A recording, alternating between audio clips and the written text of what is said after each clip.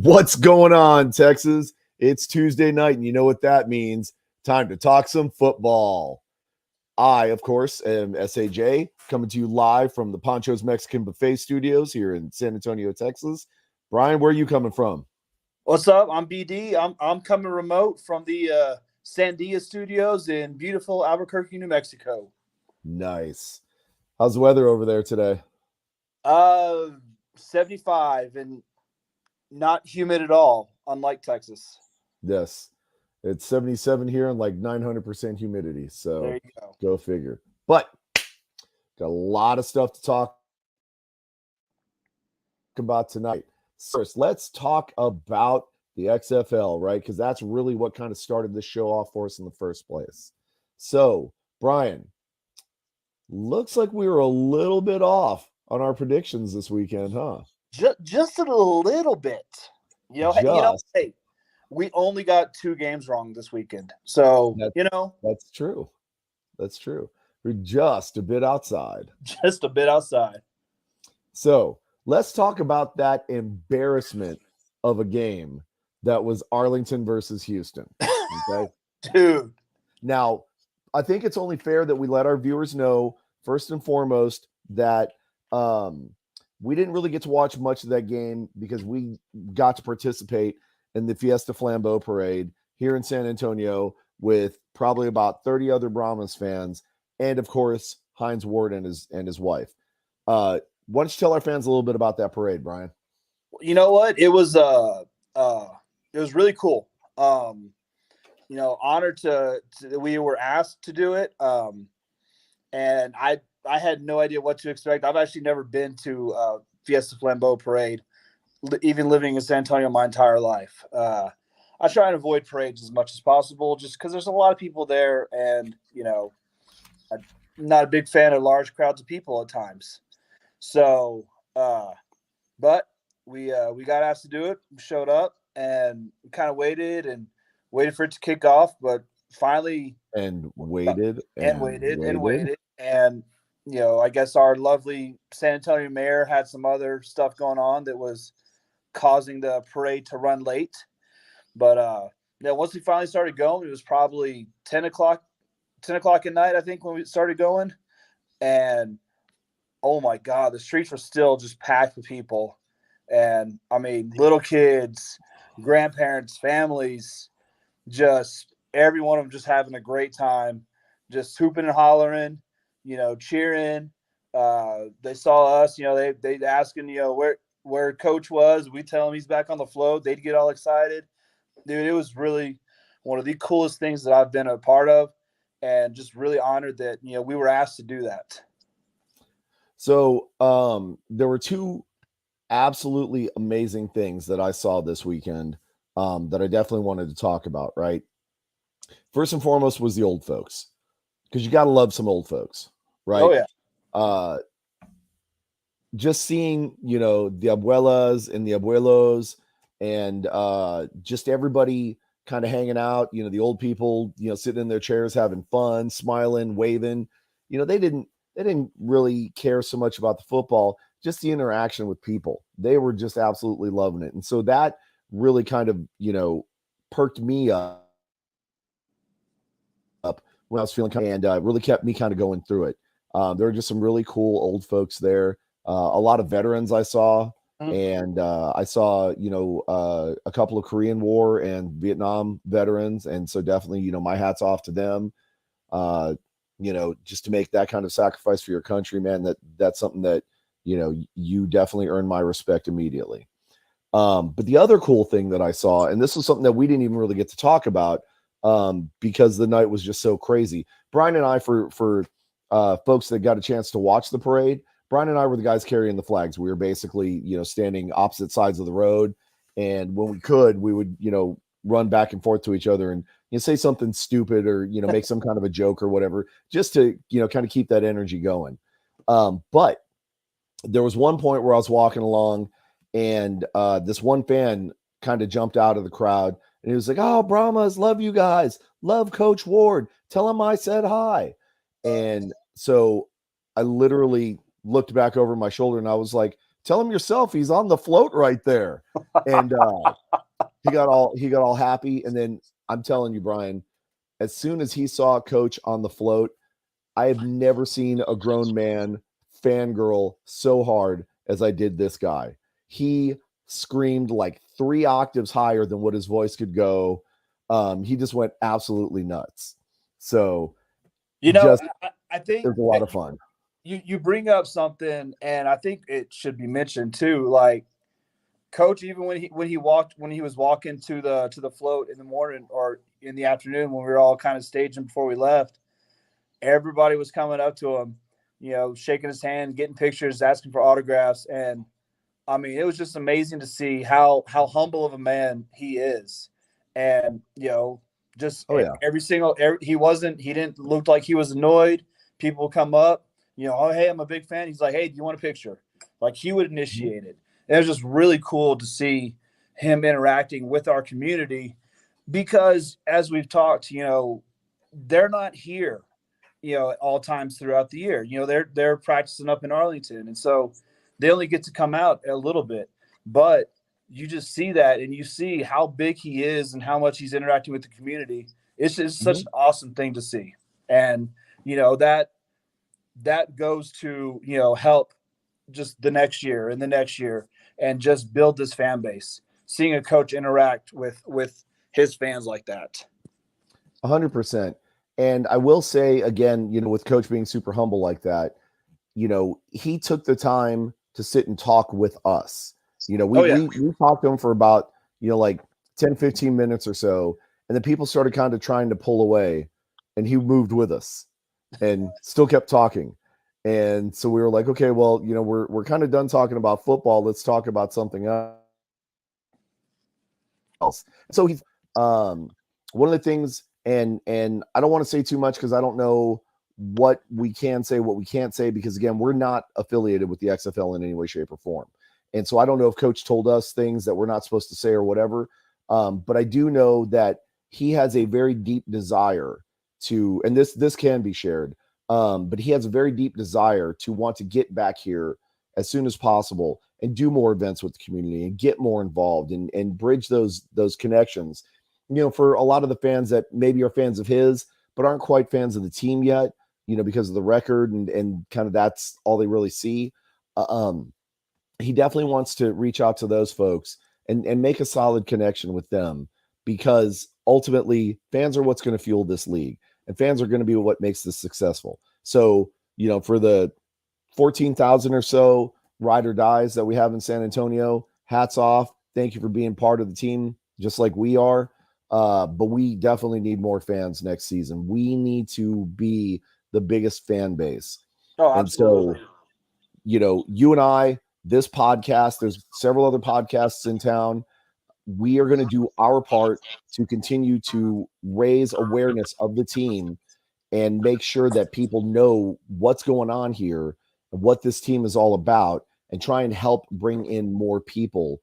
That way, we can show the rest of the league that, our Commanders days weren't just a fluke, that St. Louis doesn't have the best fan base, that we are a true force to be reckoned with. So, again, you're going to hear us start talking about that more and more as we get closer to like some of the preseason activities and just some of the different stuff that's going on. And definitely we're going to try and do our part to help drive ticket sales, because we need butts and seats. Okay. Absolutely. I mean, 24,000 was loud. We as loud as we could be, 14,000, whatever, after that first game. Brian? But, we can get 30, 35,000 as loud as we were with that 14. Oh, that was going to be one hell of a home field advantage. Oh yeah. Yeah. And again, I put our 24 up against St. Louis's 38, and I know we were just as loud as they were. And absolutely, Dirty won't admit it. Dirty from the X Fan show, he won't admit it, but he knows that we were loud, and it was comparable, if not us being louder. I want him to see what a true 34,000, capacity fan base really sounds like in the dome. Yeah. So we're going to be counting on you guys to help us double those numbers. But in the meantime, so yeah, we had a great time with the Fiesta Flambeau Parade. It was an incredible opportunity.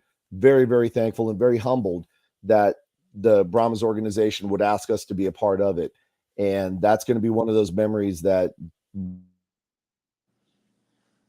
really kind of lives on. Technically, Brian, we're part of San Antonio history now. Oh yeah, absolutely. We're, I mean, just the honor of it, it doesn't, I don't look past it. It was really something cool. And, I'm just, like I said, I'm honored and I'm humbled that we were asked for that. 100%. But so that's why we didn't really get to watch much of the championship game between Arlington and Houston. And, really, we were kind of like, nobody cares about that game. It's going to be a blowout. Houston's going to take it, whatever. You know what? Let's just hang out by the float and drink. So, yeah. And then we kind of periodically checking the score, and we're like, oh, crap. Arlington's actually trying to do something here. And then they went and actually did something. Yeah, they definitely did. I'm looking at XFL website for stats, which I normally don't do just because they're a little bit difficult to read. But what we do know is that Houston started out in the lead. No, they didn't. I take that back. Arlington started out in the lead, and then they stayed in the lead and kept staying in the lead. And it just was not a pretty game. It looks like, who did they have in? They had Silvers in for a little bit. That obviously did not go very well, so they pulled Silvers early. Again, I wish I would have watched the game to see exactly what happened, but Silvers did get yanked, and they put McDonald in instead. And McDonald has been kind of nursing an injury, so I don't. I did not go back and watch this game. Usually I do. This time I didn't. Nah. So maybe he got hurt again. I'm not real sure. It could be. But what we do know is that Cole McDonald went 9 of 25, 82 yards, no touchdowns, 1 pick. And he was sacked 3 times for a loss of 11 yards. So he definitely was having himself a not good day. Oh, yeah. And on the opposite side, 104 yards total passing from quarterbacks, and that's not going to win a game. Yeah, they say defense wins games, but offense has to score some points too to make sure that happens. Yeah. So, Mr. Luis Perez had himself a pretty good day. He went 19, 27, 289, 3 touchdowns, no interceptions. He was sacked once, but it's a loss of 7. But his receivers definitely ate all day long. Devion Smith had 24 carries for 94 yards. Speaking of eating, boy, he was running. Yeah. It looks like Heron had 3 carries for 25. He had himself a pretty good, and then everybody else kind of standard. Luis Perez had 2 rushes for 13. But in the air, this is what really surprises me. Mm-hmm. So apparently Peyton is Perez's favorite target. At least Saturday he was. 5 receptions. He was targeted 5 times. So that means he 100% catch rate percentage and 121 yards. Well, that's insane. The Arlington that played last week did not do that. Okay. The Arlington that played all season long did not do that. Mm-hmm. Like, I don't know if there was an Arlington game where they did this well. I'll have to go back and check, but yeah, Perez had a decent game 2 weeks ago. I'm sorry, 3 weeks ago. Yeah, the one before this one when they played DC. But he didn't have a great game. And the stats show that, I mean, I hate to say it because I don't fully believe it, but there was a lot of chatter about, you can't beat the same team 3 times in a row. Obviously, Arlington showed up to play. Houston did not 100% sure what happened. And you've got the legacy of Bob Stoops' epic failures in the playoffs versus Wade Phillips' epic failures in the playoffs. And it's just like these 2 unnatural forces meet, and somebody had to win. And It unfortunately, was just a battle of suck and yeah, just see who would come out on top. yep. And apparently, the Okie came out on top. Yeah. So, guys,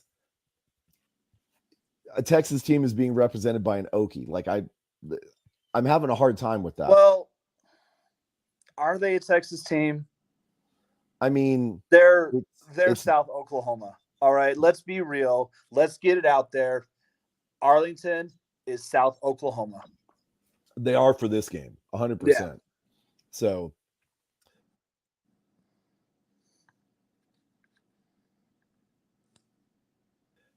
watch the game. Not expecting a miracle here. I'm pretty much seeing a very well. We'll get to that. I don't want to get into the predictions, right? Because we've got a lot to talk about for the playoffs. But again, Peyton 5 receptions, 121 yards. Van Der Esch was targeted 7 times, 5 receptions, 60 yards. So he had a pretty good game. This part right here, Brian, it doesn't matter. He's got Okie blood in him. He smells like an Okie. He's an Okie. But yeah. Everybody receiving wise had, a pretty good day. Vaughn's had 3 receptions, was targeted 5 times, had 29 yards total. But Mr. Smith, the incredible running back that he is, apparently he's not so good at catching, because 2 targets, 1 reception, -2 yards. So he kind of lost yards in the backfield. And I'm sure it was probably, screen passes, stuff like that. And probably a screen that just got blowed up. Yep. But so that was the disaster. That was the Renegades versus Houston. Now, we're going to talk about this next game in a little bit, but there's one thing that I specifically want to ask you, Brian. You did catch the game, I'm assuming, yes? Yes, I did. Okay. Did you see the interview with DC's defensive coordinator? Oh, God. Yes. Whether he was going to bring hell, and he was like, do you know what my name is, or whatever? Not that one. Not that one. This was towards the middle or the end of the game, where he went and found the sideline reporter and told him 5 blitzes. Oh, yeah. 1 coverage pass. So, yes, that was in reference to the interview at the beginning of the game, where he asked him, are you going to bring pressure, or are you going to bring hell, or whatever? And he was like, do you know who you're talking to? Of course I'm bringing hell. And so, yeah, he hunted him down and was like, yeah, 5-1 pressure. So what's your take on that? On what exactly? Oh, I mean, how do you feel about the defensive coordinator having that much swagger? Well, I'm not a big fan of Greg Williams in the first place. I think he's a massive douchebag. But so yeah, that's kind of my thought on that. So I'm going to take the opposite side of that argument. I thought it was pretty cool, right? I mean, there's certain times where arrogance is absolutely just annoying and could arguably be uncalled for. But I think in this situation, with being asked a question like that, I mean, let's be honest. DC is going to blitz. Oh yeah, they're going to bring the pressure. I don't have a problem with the way he answered the question. I don't have a problem with any of that stuff. I just don't like him as a personally. I just Yep. And I agree. He does play fast and whoop ass, and he showed that. But I love the fact that he hunted down the sideline reporter just to get that dig in. Well, that, so to me, it's douchey, but it's funny too. Did you listen to what they said? Because apparently last week he blew him off on a sideline interview because he was so pissed off during our game. Exactly. He blew him off for the interview, so he kind of wanted to make up for that, and he found him an interview, which hey, that was fun. Once we were getting Frosted Tips all riled up over on the sidelines. I was going to say, wasn't that one of our targets? Yeah. So just remember that you come to San Antonio, be prepared, right? Because we're going to take digs at all of you. Oh, and we're Right. right there, so you'll hear us. Mm-hmm. And I do have it on confirmed interviews that the players can hear us. Okay. So our fake cadence call, they hear all that. Okay. They may not be able to hear it clearly, but they hear it. And they've said that considering the numbers, we were insanely loud, like pro football level crowd loud. So take that, multiply that by at least 2, and imagine how much louder the dome would be. Oh, So man. fans, get out there. I'm just saying. Yeah, just saying. Just saying. But so let's talk about this the Seattle DC game. Okay? Because we predicted it the other way. We predicted that Seattle was going to come out victorious. Brian from Florida, he said lock it in, and it got unlocked, broken into, ransacked, turned upside down, and left a mess. But Seattle did not come out with the win. They lost 21-37. And it was close. Yeah, I mean, it was pretty much DC the whole entire, well, I can't say the whole entire second half for sure, right? Yeah. I mean, it was tied 9-9 at halftime, and it was kind of a back and forth game and stuff. Mm-hmm. But I don't know what coach said to DC during the halftime, but they came out ready to fight. Mm-hmm. Well, and you could see that Seattle was there to play too, right? Although they didn't start out well in the first quarter, they did tie it back up. Going into halftime, it was a tie ball game, right? So back to anybody's game. But then, DC came out, defense shut down Seattle. They didn't score any points in the third quarter. Meanwhile, defense scored 14, and then they scored another 14 on top of that, right? That means, your 12 points that Seattle scored in the fourth quarter was still 12 points short. Yeah, and I think, if I remember, I know they got a touchdown kind of towards the end. It was kind of great, they scored. They're still down by 2 scores, so mm-hmm. It was just kind of one of the garbage time scores. It was a blowout, the entire second half. Yep. So, the Gooch definitely put up a pretty good game, right? 31-48, 295 yards. One of the things that I feel bad for DiNucci about, some of his throws were off, but some of it was just the receivers not catching, man. There was it was at least 4, maybe even like 6 drops in that first half, and who was Green dropped 3 passes himself. Yeah.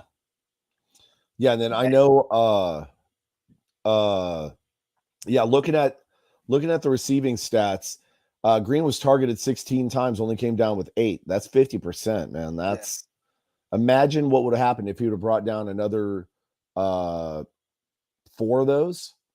I mean, that could have easily been a score,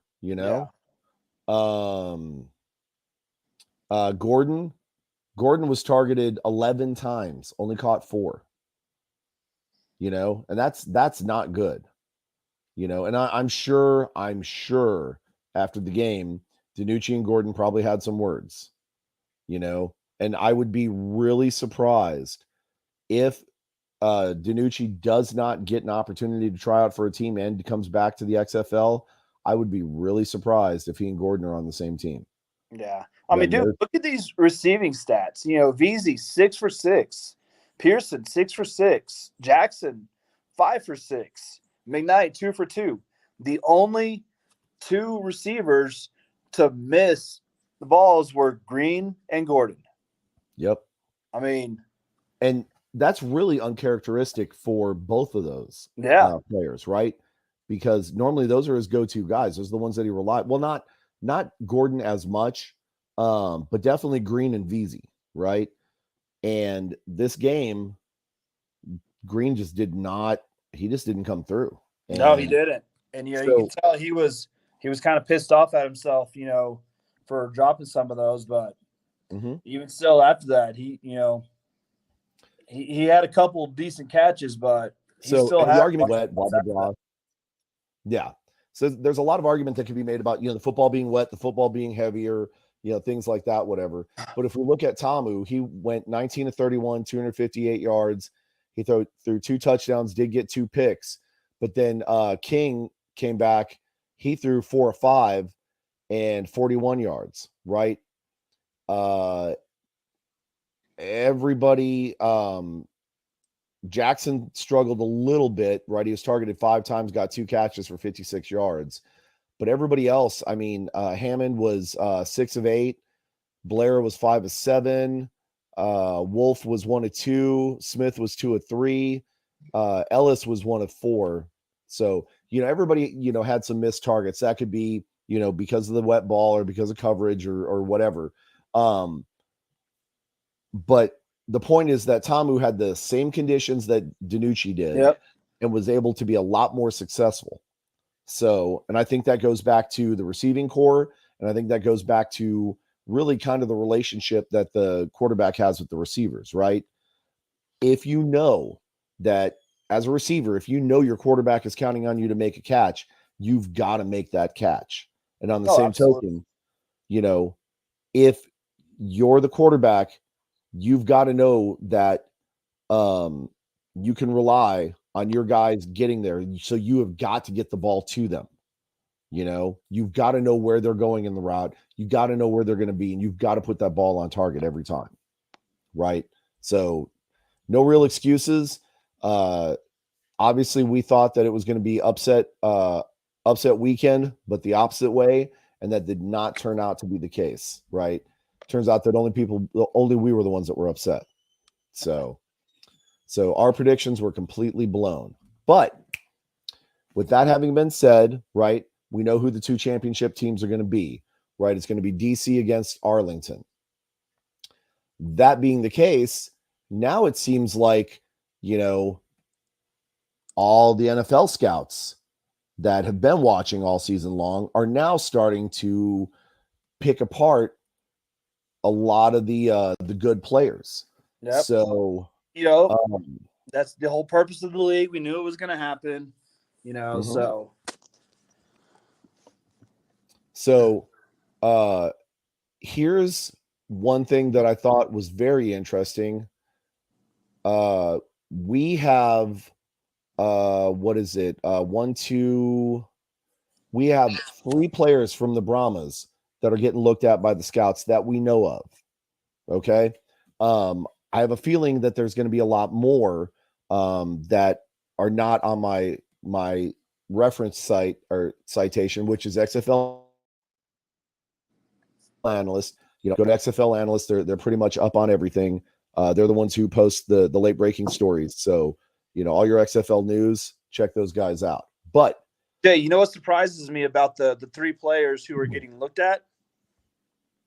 None of them are on defense. I would have thought our defensive players were going to get pulled first. Now, I do know that there are several of our defensive players that have been contacted by league organization or by league scouts. I don't know who all has been though specifically. Okay. And a lot of that is because, again, XFL Analyst doesn't have it right up here on their website for me to be able to reference. But I do know that there's at least 3 of our defensive players that have been contacted. Now, I don't know what that means. I don't know if, I think they're pretty much just being invited to minicamp to, have an opportunity to try out for the team and show what they can do. But right now we are looking at, I guess I probably should log in and check that out. You know what? Let me look on my phone because that's just a little bit easier. So Cone got invited to Seattle. Patrick got invited to Denver. Yes. And then Romo, Who did Romo get invited to? Detroit. That's right. And that one's going to hurt. So, as you guys know, I'm a diehard Packers fan, and seeing Romo kicking for Detroit, I mean, I'm going to root for him. I wish him well. Hopefully, he's the only one that can score on Detroit's team. And, you know, our new quarterback, Jordan Love, is able to just drop bombs on Detroit's defense. But that's about all I want to see. You know, I don't want to see Detroit do well. and then I would love to see Romo go to a good team. Not the one up north, you know, in South Oklahoma, but you know, hey, we need a kicker, you know. You guys need everything. Well, we need a quarterback and a kicker. Then we'll be all right. And an offensive line and receivers. And no, we got a good line. We got good receivers. You do. But yeah, so Cone is trying out. You know, he's got mini camp for 2 different teams. And so I wish him well. I wish him success. I could definitely see him fitting in Seattle's scheme. Unfortunately, I don't know that I see him necessarily being a starter at this role just yet, but I do see the potential there, right? And definitely not New York, but look at it from his standpoint. If he can make it in New York's scheme as a second string or even maybe a third string, who's he going to be, you know, working with and getting pointers from? Yep. Right. So that would be an ideal spot for him, right? That way he can refine the rest of his game by learning from one of the best. And then when it's his time to shine, right, Brucey steps in and takes it. So, although, you know, he'd probably have to learn more just from watching, because I don't think your former boy is very good about teaching the up and coming quarterbacks the fine skills of the game. So I've heard that, but then I've also heard rumor that he's also pretty good about taking people under his wing. You know, Ben Kurt was there under Rodgers and said that they had a pretty good working relationship. You know, there's a couple of other quarterbacks, obviously none that have, you know, gone on and started as starting quarterbacks like what Brett Favre did. Yeah. Right. You know, his list of proteges is long. But maybe he'll mentor people he doesn't think will take his job over. Maybe, I don't know. But the point here is that he could still learn a lot even just from watching, right? Yeah. So let's hope that if it is with the Jets, that he gets that valuable experience and becomes the quarterback that we think that he can. But it looks like there are, you know, several other players. Houston has at least 3. Well, no, look, Houston has 3 players themselves that are going to be trying out for teams. So we've got our friend. Let me pull it up on my phone.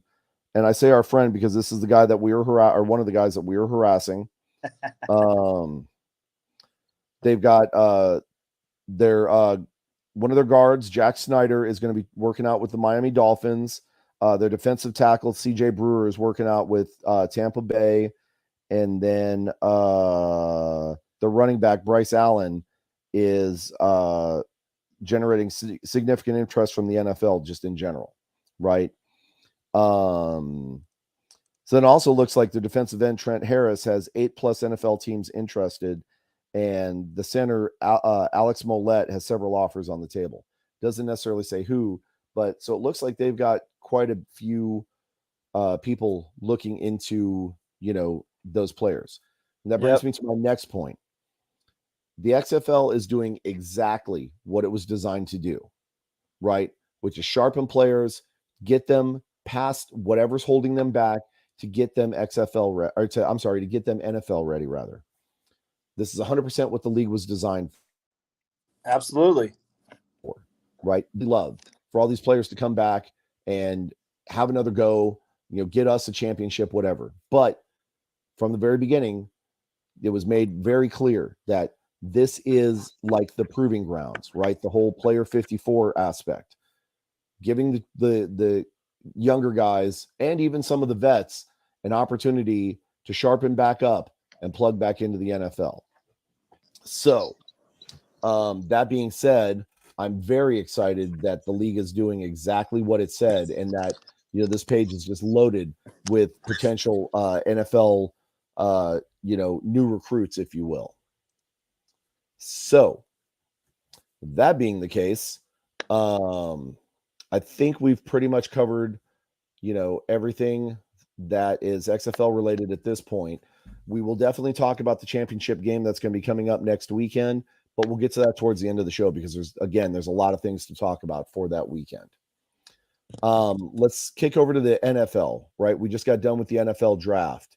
What did you think of the NFL draft this year, Brian? How'd you think the Cowboys did? My initial reaction to the first pick, Nazi Smith, was I thought they reached a little bit, but kind of once that was like, first pick, who was available, who they ended up taking. I wasn't very happy with it, but kind of the next day I thought about it, kind of looked at some of his stats and even looked at some of the defenders that, Micah Parsons and, kind of what they were saying. Run stopping was one of the defense's biggest, weak spots last year. And so we got a run stopper. So, kind of looking back, I'm cool with that pick, but, I think we had a pretty solid draft. I actually am a little surprised. I thought we would have taken a quarterback kind of mid round, and we didn't. So, yeah. But no, I was impressed. I was happy with it. And I don't know if you saw the video from the Deuce Vaughn, him being drafted and his dad being a scout for the team, and just like them, his dad calling him, and Jerry and Coach McCarthy talking to him and stuff. That was a really cool moment. So another cool moment. I'm sure you probably saw it. I believe I texted you about it. But Joey Porter Jr. getting drafted by the Pittsburgh Steelers. Absolutely. That was moment. Awesome. And he was kind of one of the guys that I was kind of hoping we would take with that first round pick, but that was really cool, and if we didn't have him, I'm kind of glad it worked out that way for him. Just an awesome moment. And we kind of got to chat with that a little bit with Coach Ward and how how they thought, and he thought it was really cool too. So that was definitely a great. I think all Pittsburgh family is really happy about that, and just really glad it fell like that for him. Yeah. Well, and I'm sure, Coach gets to talk to Joey Porter because he's part of his staff. So I'm sure that came up. But yeah, it was another cool moment in the NFL. For my precious Green Bay Packers, I've got to say overall, I was okay with the draft. I thought the trading that they did in the second round was a little bit weird, right? They traded twice and traded down and picked a wide receiver. Now, I don't know if that's because they knew that the guy they wanted was going to be there because everybody they were trading with was not going to be going after wide receivers at that point. I don't know what the logic was. But it just seemed really weird that they traded down twice just to go for this wide receiver. Now, well, that's good strategy. If he's not gonna, if they got a pretty good idea that he's not gonna get picked up, they can trade down and stack some other picks. But the thing is, they didn't though. Like they didn't get anything from what I can tell. They didn't get anything from their trades. They just traded spots. Yeah, which was really. That's why I'm saying it was really weird. I don't know why you would trade down. I mean, unless you're gaining something from the trade. if you're letting somebody go in front of you to pick a player that they want, and you know full well that the player that you want is still going to be on the board, why wouldn't you ask him for something for it, like a 7th round pick or, something as collateral? I'd have to look into it. And I didn't. They also weren't drafted down without picking up something, but but they weren't really talking much about the different lateral trades and stuff like that, right? Would you like to hear the recap of Green Bay's draft from CBS Sports? I think you might like this. I think I'm looking at the same page, but go ahead. Are you with the grade? Yeah, the best pick, Jaden Reed. No. Okay. Oh, Jaden Reed's the worst pick. That's funny. CBS here is saying that Jaden Reed was the best pick. The worst pick was the quarterback, Sean Clifford. Oh, so we're looking at different things. So this is the summary of Green Bay's draft. It was obvious they wanted to get help for Jordan Love in the passing game and for the defensive front, which they did. They added 4 pass catchers and 2 defensive front players, including first-round edge rusher Lucas Van Ness. This draft would have made Aaron Rodgers happy. Too bad it's all for Love. I love that. Yeah, no, definitely. I was very, very happy about that first pick. And I think that arguably was probably the best pick of the draft for the Packers, is that edge rusher. He does have explosive speed. He does have pretty good football knowledge. I don't see that he's going to need too terribly much work to be able to be a starter, especially, with us losing, some of our former edge rushers that were quintessential for the strong defense that we did have. Now our corners and stuff, right? Everybody knows our corners are weak. Everybody knows our safeties are, mid-range corners or safeties rather at best. But our defensive line, our edge rushers, our defensive backs, those guys were always really solid. And so it's nice to see that they picked up a good key component to kind of keep that part strong. Now, if only we'd get some damn, some really good cornerbacks besides Jair. Who surprised me in the draft? Huh? And I thought they were going to bumble it like they do always. Everything they touch. Freaking Houston Texans drafted, making moves, coming in with the number 2 and number 3 pick. Yeah, Houston. I don't know, man. I don't know if Houston's going to be the punching bag of the AFC South anymore, man. I think they're really going to bring it. And so that means, the former Oilers are going to be in trouble, right? The Jacksonville Jaguars are going to have some issues, and the poor Colts, man, they're going to have their hands full trying to deal with Texans if the Texans did the right combinations this year. Yeah, I thought their draft was pretty well, especially considering what they normally do. So, figure they would have taken a kicker with that second pick. Yeah. No, normally they take a kicker on the first pick. But I can't say anything because Green Bay drafted a kicker, which was weird. But, hey, whatever. Mason Crosby can't last forever, unfortunately.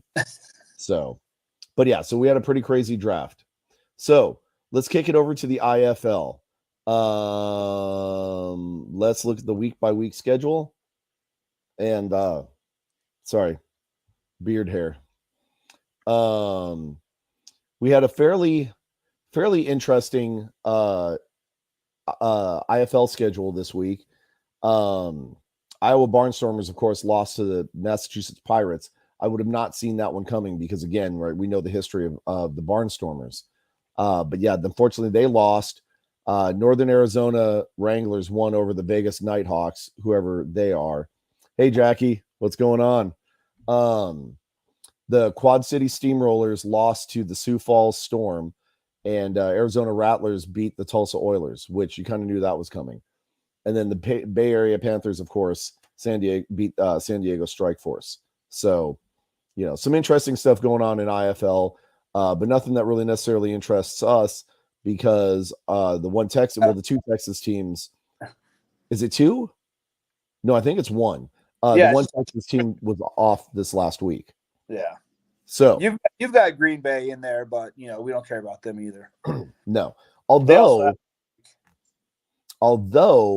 And I'd have to check, but the last I'd heard, the Green Bay team was being coached by Gilbert Brown, right, of the 90s Packers fame. really? And I loved me some Gilbert Brown. Now, I don't know if he is coaching. I don't know. I know at one point I think he was, but this is the same Gilbert Brown that was also coaching a lingerie football team in Green Bay. So, like, that kind of takes away your credibility as a real coach. Nothing against Takes away. That increases it. Well, All right. in the nightclub scene, yeah, I'm sure it increases your coaching credibility. But Green Bay Blizzard head coach is Corey Robertson. Okay. Yeah. So Gilbert's must be out. But anyway, so there's definitely some action going on this weekend. We're definitely going to be interested in keeping track of the Frisco Fighters as they go on take on the Duke City Gladiators. And the Frisco Fighters are still in number 1, if I remember correctly. Let's look at the regular season standings. Yeah. Frisco Fighters are the only team that's 5-0, and they're 3-0 in the conference. So, they're putting up some good football. So we're definitely going to keep an eye on them, see how they're doing, and hopefully, some of these players will potentially be XFL, right? Maybe we can see some of these really good quarterbacks come up and make a difference. Now, let's talk about our friends over in the NAL. And again, we've got a little bit of an interest in that because we've got 2 Texas teams that are in there. We've got the West Texas Warbirds and, of course, the San Antonio Gunslingers. Before we get to that, though, did you see the most recent controversy that has come out that directly affects the NAL? I have not. Please enlighten me, good sir. Okay.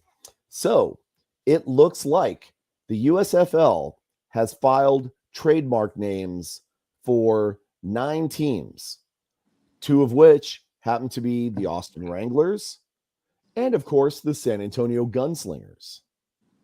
Now, really? Yes, looking back in football history, for those that have been here for 8,000 years like me, that the USFL had a San Antonio Gunslingers team here back in, what was it, the 80s, I believe? It was in the 80s. I used to go watch them. Yes. So here's the problem with that. Now it's going to have to be determined whether that trademark name still belonged to the USFL when the San Antonio Gunslingers of the National Arena League formed their team before they were even in the NAL, right? I don't even remember what the name of that league was their first season, right? Yeah. Because they've only been in the NAL 2 seasons now. But is it going to be trademark infringement if they use that name? Because it's not exactly the same product, right? I'm not, a trademark lawyer. I don't know anything about this kind of stuff. I'm pretty sure if you made a motor scooter and called it a Hyundai Tucson, you could probably get away with it because it's not the same, right?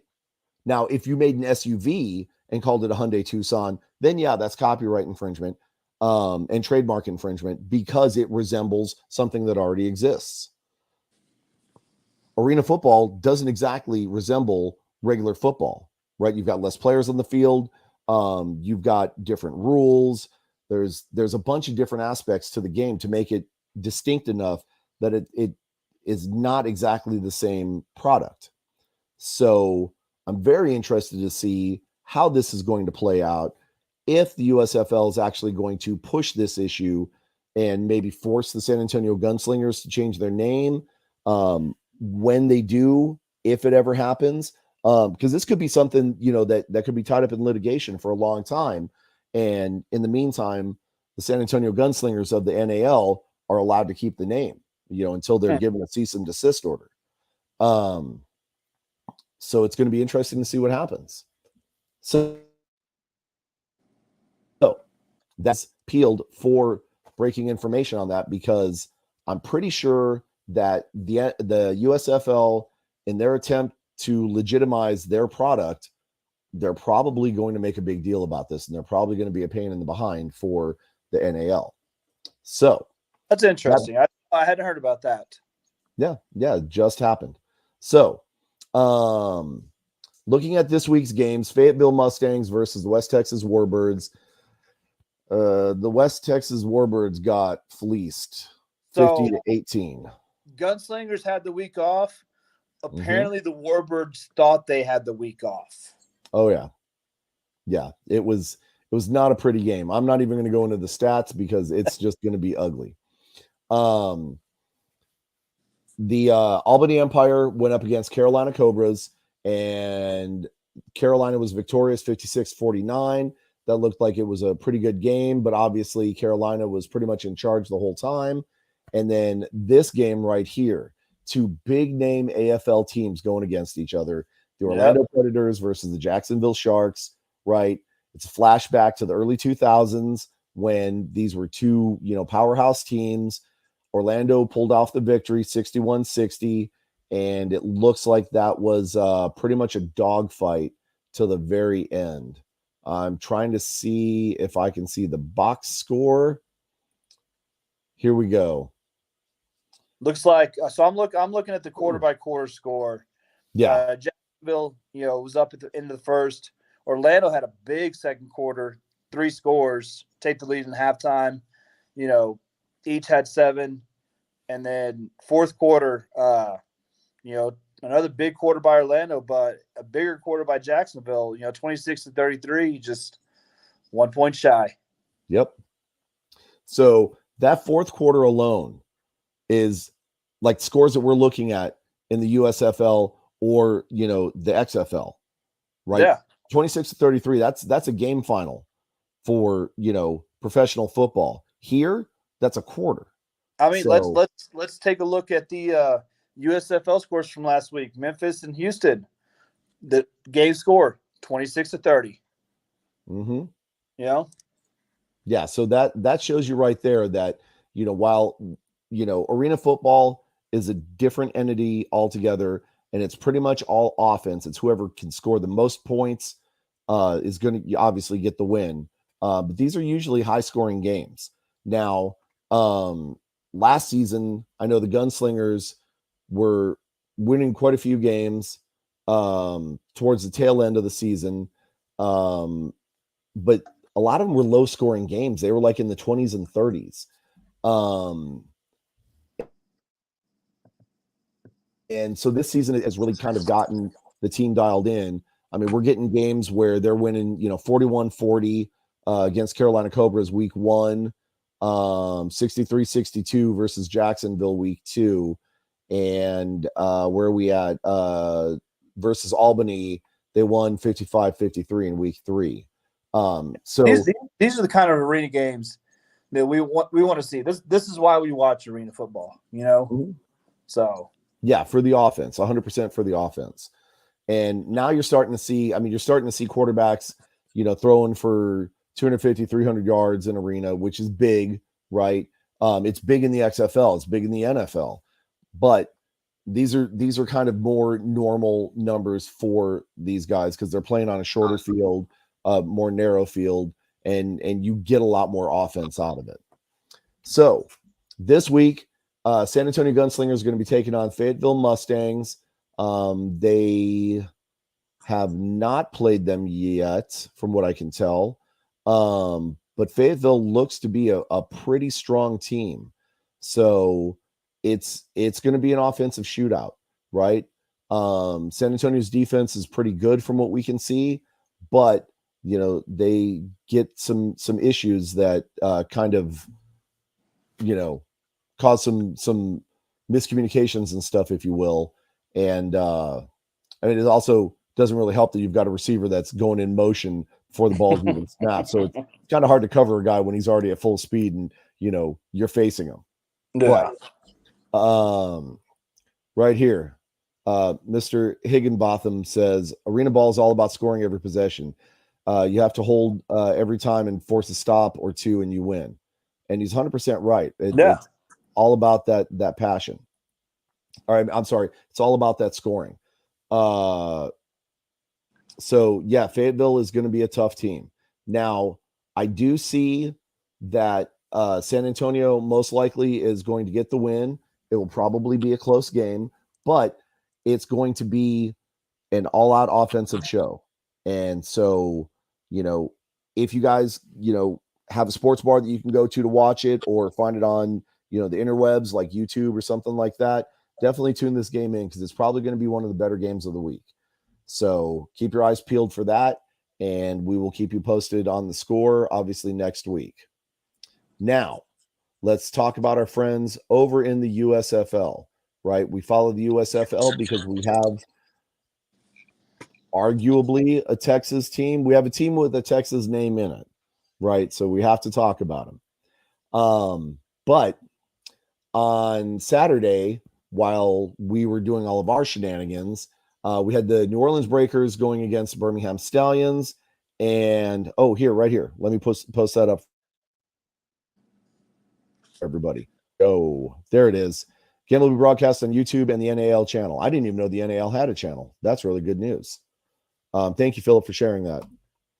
But our friends over in the USFL, New Orleans Breakers went up against Birmingham Stallions, and New Orleans, handled that one 45-31. I'm very interested to try and catch one of these New Orleans games, because it looks like New Orleans has a real team, right? They're 3-0 on the season so far, and they're not really having any issues with any of the teams that they're running into. Now, I'm sure, right, they've got a pretty solid quarterback, Bethel Thompson. I know we talked about him on previous shows. He went 20 of 28, 283 yards, 3 touchdowns, 1 pick. He had a quarterback rating 124.6. Again, props to the USFL. I love the way their website is laid out. I would love to see XFL do some stuff like this, like quarterback ratings and stuff. But they'll get there, right? But in the meantime, Bethel Thompson 124.6. McGaw with Birmingham 17 to 26, 238 yards, 2 touchdowns, 1 pick, 104. So, some pretty solid quarterbacking on the team, or on both teams rather. But obviously, New Orleans did a little bit better. This is 100% interesting. And I don't know if this is a typo or what's going on. Do you see the rushing stats? So Hills with New Orleans, 34 attempts, 191 yards on the ground, 3 touchdowns. His longest run was 28 yards. That is some insane ground and pound. So he definitely broke quite a few off. Bethel Thompson rushed 4 times for 9 yards, total offense on the ground. Yeah, 200. And then you look at the air attack, 283.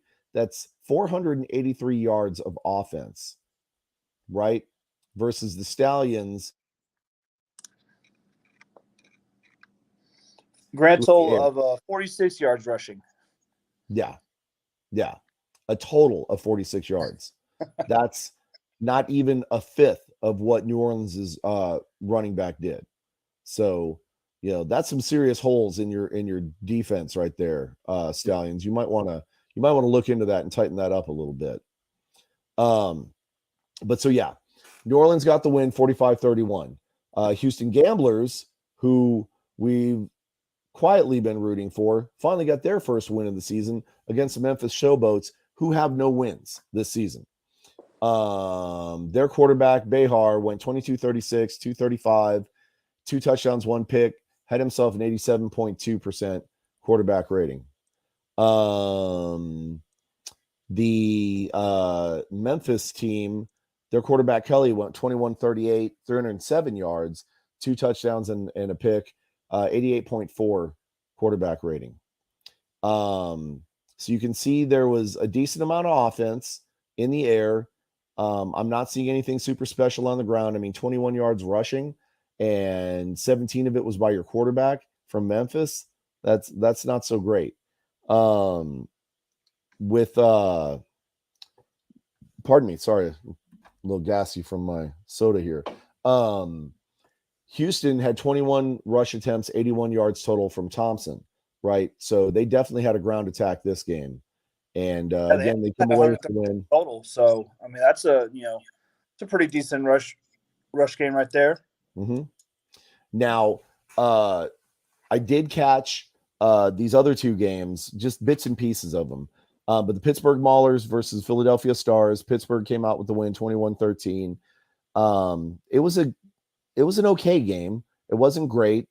The New Jersey Generals versus the Panthers, the Michigan Panthers, was a little bit better of a game at the first probably quarter, maybe quarter and a half.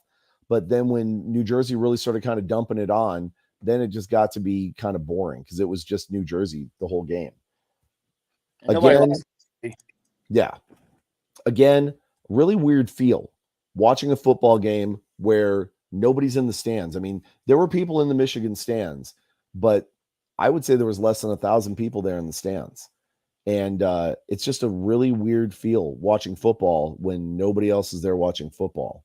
So I'm hopeful that something changes in the XFL, or I'm sorry, in the USFL scheme, that they do start hitting their host cities. And even if they start doing, like what the XFL does and has, a hub city that everybody operates out of, and they travel to their home cities to play the games, they've got to do something, man, because business model, I don't see how they're staying afloat. I really don't. We've talked about that, several times, and I get it for last year. I don't get it for this year. If they want fans, if they want, they want people in the seats, they're gonna have to do something different because this is just not working for them. Yeah. So I mean, unless the USFL knows something about their finances that we don't know, maybe they're getting money from ABC or some kind of corporate sponsorship. Oh, I'm sure they're getting a ton of money from Fox and NBC and all that stuff, but I don't think that those networks are going to want to pay for games where nobody's showing up to them. Yeah. That and eventually that becomes a very bad look for the league. Yeah. Well, especially the stadiums, right? They're not making any money off of any of these games, right? There's no concession sales, I'm sure.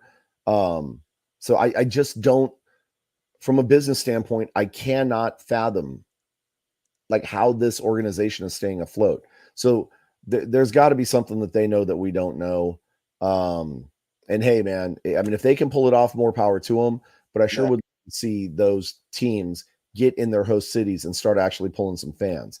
And Absolutely. I really want to see that dynamic of the USFL versus the XFL and how they're going to divide the fans up in Houston, right?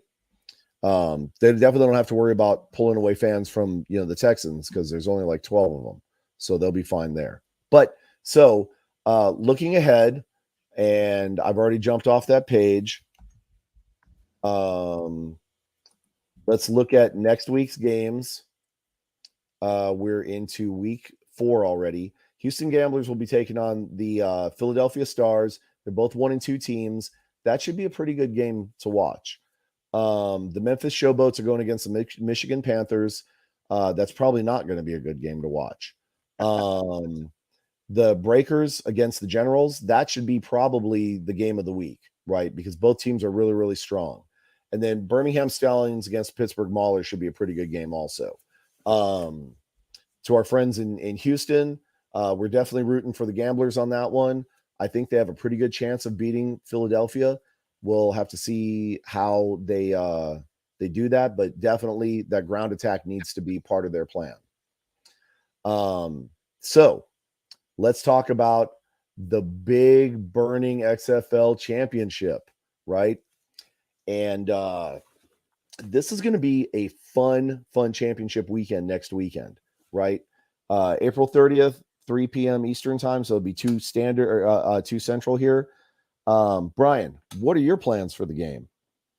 Well, I'm going to be there. What are you talking about, Jay? I engage and talk to our fans about it, right?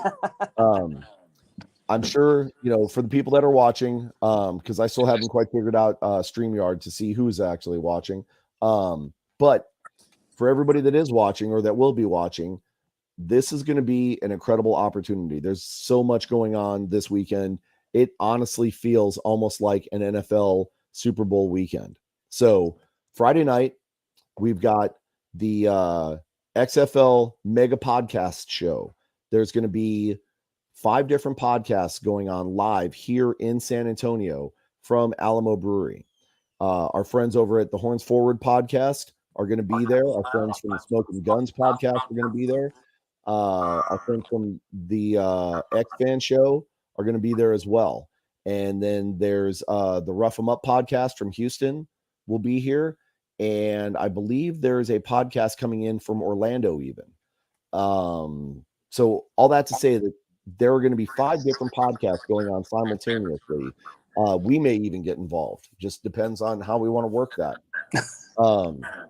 But yeah, there's this huge mega consortium of podcasts that are going to be converging on Alamo Brewery at about 6:00 Central to all get together, all talk football, talk about everything that's going on this weekend. It is going to be pandemonium, right? It's going to be crazy stuff. And then, of course, Saturday, we have the game. But it's not just the game that we're, kind of interested in. So the parking lot should open up at about what? 9 a.m. because we open up about 5 hours before kickoff. 2 o'clock, yeah, 2 o'clock game. They open up for the regular games, they would open up an hour and a half before, and then they would open the parking lot 4 hours before that. So 8:30 for normal 2 o'clock start games is when they would open.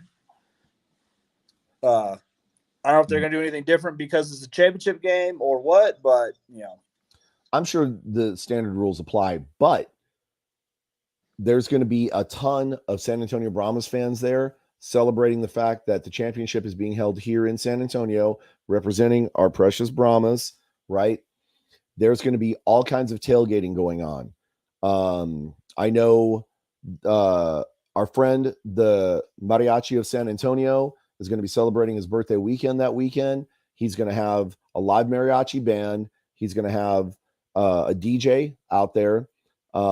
His friend Orlando is bringing his very, very delicious Orlando's barbecue, and he's going to be giving it away. Okay. So I bring that up to say this. Those that are traveling in from out of town, those that are here, that maybe don't have tickets, it doesn't matter. Come on by. Come visit all of us, right? Visit us here from friends over at Horns Forward podcast. Visit our friends at Smoking Guns podcast because they're going to be there. Visit Dirty in Arlington and Amanda from the X-Fan show. There's going to be all kinds of fans from pretty much every team representing their home consortium at this game.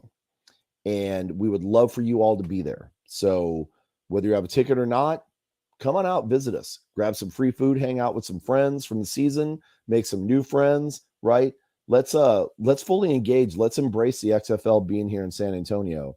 And we've got an amazing opportunity with the championship being held, at our home field, and we need to show them how San Antonio does it. And this is like you said, it's a great opportunity for us, and it's we know how to tailgate. We know how to tailgate right. So come check it out. Come, there's some real good food. Yep. I'm a fat man, and I can tell you food's good. So. Yep. So the one thing we're not so good at apparently is predicting the winners of the games. But let's take a shot here and let's see, Brian, who are you picking for the game? I mean, I don't particularly care for either team. I've made my feelings known about Stoops and Williams on each of their coaching staffs. Don't like either one of them. I hate to say DC because they've been playing so well, and we've kind of said the same thing about Houston against Arlington last week, and Arlington rolled them. But I'm still going to roll with DC because you know what? Screw South Oklahoma. So I'm going to have to agree with you. I think DC overall has all the right tools in the right places to be able to make this their championship. Arlington has surged lately, and it really is because of the addition of Perez. Dude, but, they're great at the right time. You know, I mean, Mhm. you know, it's kind of a, you know, tried but true. You hear it all the time in football, you know, or even all sports. You want to peak at the right time. And right now they seem to be doing that.